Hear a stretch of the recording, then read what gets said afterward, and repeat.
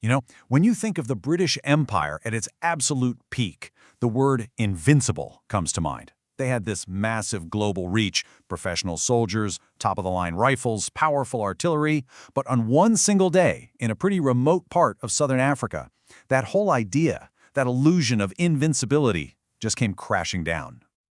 This right here is the scene, the Battle of Isandlwana. You're looking at a column of those famous red-coated British soldiers, the backbone of the most powerful military on the planet, and they are about to be completely swamped by an indigenous army. This was a disaster on a scale that was just unimaginable, and it sent absolute shockwaves all the way back to London. And that really is the million-dollar question we're digging into here. How on earth did this happen? I mean, this wasn't just a simple loss on the battlefield. This was a total rout, an absolute massacre. And the story of how it all went down is just a jaw-dropping lesson in tactics, technology, and the massive, fatal danger of underestimating your enemy. Okay, so to really get what happened in the battle, we have to back up a little bit and ask, why were the British even in Zululand in the first place?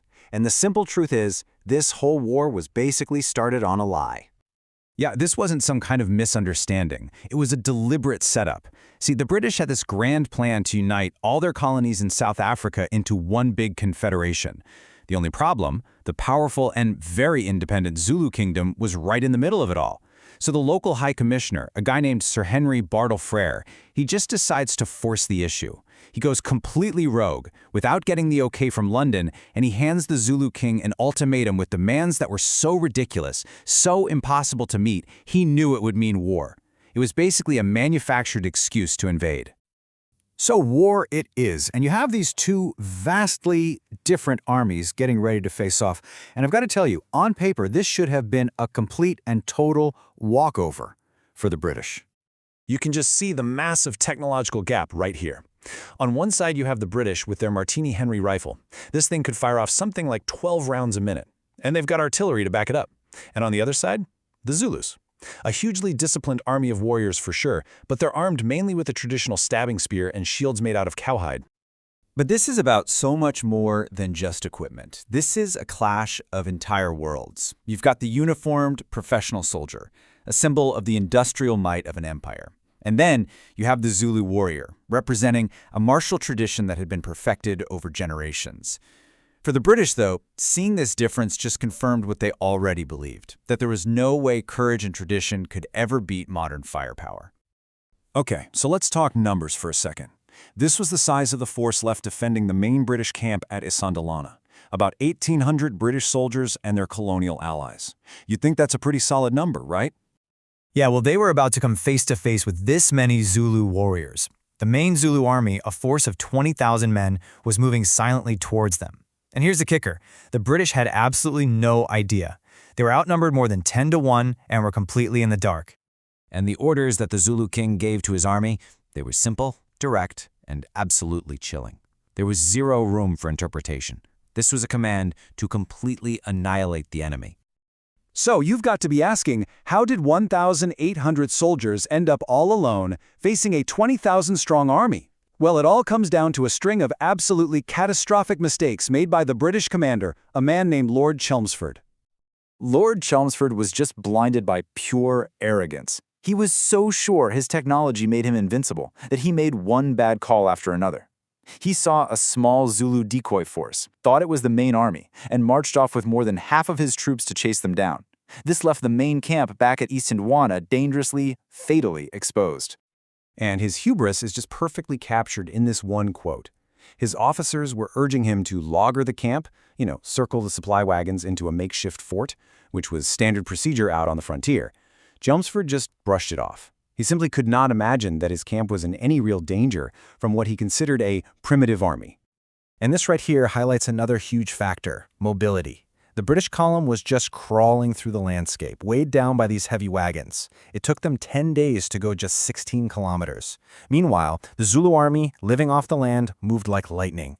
In half that time, they covered over 80 kilometers. The Zulus were literally running circles around the British before the battle even began. So, let's set the scene. Chelmsford is off on a wild goose chase. The camp is completely undefended, and the entire Zulu army, hiding just over a nearby ridge, is about to be discovered. Can you just imagine the sheer, heart-stopping terror? A few British scouts ride up over a ridge, maybe chasing a few stray Zulus, and they look down into a valley to see 20,000 warriors sitting in total silence. The second they were spotted, the trap was sprung. The entire army rose up like a wave and started to advance. Now, the Zulus didn't just charge in a chaotic mob. No, they used this incredibly sophisticated and frankly terrifying tactic called the horns of the buffalo. You can see it here. A central force, they called it the chest, hits the enemy head-on to pin them down. And at the same time, two massive flanking columns, the horns, race around the sides to completely encircle and crush them. And for a while, maybe about an hour, it actually looked like the British technology was going to win. The soldiers formed this long firing line, and their Martini Henry rifles were just ripping into the advancing Zulu chest, slowing them down and causing huge casualties. But while all of their attention was fixed dead ahead, the horns were closing in unseen. And then, right at the peak of the fighting, as if this couldn't get any more dramatic, something absolutely incredible happens. The sun begins to disappear. A solar eclipse passes directly over the battlefield. You have to imagine what this felt like. For the Zulus, it was seen as a powerful omen, a sign to push forward with everything they had. For the British, it must have felt like the end of the world. As this eerie darkness fell, the horns of the buffalo finally closed the circle. The British firing line broke apart, and the warriors just poured into the camp. It was no longer a firefight. It was desperate, brutal, hand-to-hand combat. It was all over in just a couple of hours. When Lord Chelmsford and this column finally made it back to the camp that evening, they weren't met with gunfire, but with a horrifying dead silence and a scene of complete and utter devastation. The scale of the British loss was it was unheard of. More than 1,300 defenders were killed. That includes nearly 700 regular British soldiers and 52 of their officers. This was, by far, the worst defeat the British Army had ever suffered against an indigenous force. Now, the Zulu victory came at a terrible price. They lost at least 1,000 warriors, maybe more, but they had won the day. And beyond the staggering human cost, the Zulus captured a military treasure chest. 1,000 modern rifles, 2 artillery pieces, and almost 500,000 rounds of ammunition. The very technology the British were so sure would bring them victory was now in the hands of their enemy. In the end, Isandlwana is this stark, brutal reminder of a timeless lesson. Yes, the British had the better weapons, but the Zulus had a better strategy, they had speed, they had overwhelming numbers, and they knew the land. The battle proved in the most violent way possible that technology alone guarantees nothing, and that arrogance is a commander's most dangerous foe. It really leaves us with that critical question. When does an empire's confidence become its own fatal weakness?